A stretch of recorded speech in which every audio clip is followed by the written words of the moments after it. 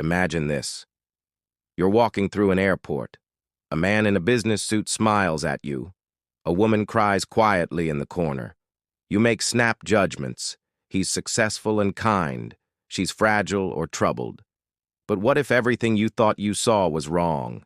What if, every day, we misunderstand the people around us, especially strangers? And those misunderstandings lead to life-altering consequences. That's the haunting question at the center of Talking to Strangers by Malcolm Gladwell. This book unpacks why our assumptions about strangers so often go wrong and how these errors can escalate into tragedy. Core idea. We are not equipped to understand strangers. We think we are, through eye contact, body language, tone of voice. But time and again, history shows that we misread intentions, emotions, and honesty. Key lessons and insights. We overestimate our ability to read. People we assume we can judge a stranger's trustworthiness or intentions based on their expressions, behavior, or speech. But our confidence in those judgments is usually misplaced. Think you can read people? Science says, probably not. We are wired to default to truth. We naturally assume people are telling the truth. It's called the truth default theory. This isn't a flaw. It's a social necessity. If we doubted everyone, society would collapse. This is why spies can go undetected, why victims aren't believed, why lies often succeed until it's too late. Some people spot lies better, but that's not always a good thing. People like interrogators, spies, and seasoned investigators can detect deception slightly better, but even they make critical errors. Ironically, being hyper-suspicious can backfire.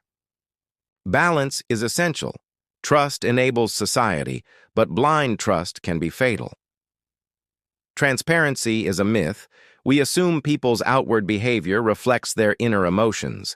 Gladwell calls this the friend's fallacy, the belief that emotions are always clearly displayed, like on the show Friends. In reality, people often smile when anxious. Remorse may look cold. Liars can seem sincere. Our reliance on visual cues often leads to disastrous misunderstandings. Mismatched behavior causes misjudgment. When a person's internal state doesn't match their external expression, we become dangerously inaccurate. Example, Amanda Knox was thought guilty partly because she didn't act like an innocent girl. Mismatched behavior doesn't mean guilt. It often means cultural difference, shock, or trauma. Alcohol makes misunderstanding. Worse, in a powerful chapter, Gladwell discusses how alcohol blurs judgment between strangers, particularly in social or sexual settings.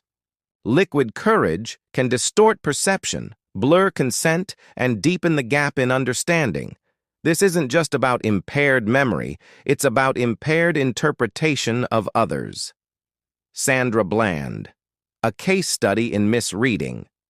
The tragic arrest and death of Sandra Bland is a focal point of the book. A routine traffic stop escalated. The officer misread her anxiety and perceived threat. Bland, a black woman, was treated as dangerous because of a complete failure in understanding her as a person. Gladwell argues that the officer's training, biases, and expectation of transparency all led to a preventable tragedy. Big takeaway: misunderstanding. Strangers isn't just awkward, it's dangerous. We need new strategies for communicating across divides: race, culture, emotion, and power. Gladwell calls for humility in the face of human complexity.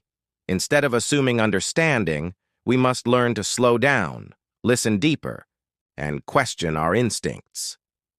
In conclusion, know that you don't know. Talking to strangers is less a guidebook and more a warning, a reflection on how overconfidence in our ability to judge people leads to breakdowns in justice, diplomacy, policing, and personal relationships. By challenging our assumptions, Gladwell invites us to replace snap judgment with thoughtful observation and respectful curiosity. Sometimes the wisest thing you can say to a stranger is, "I don't understand."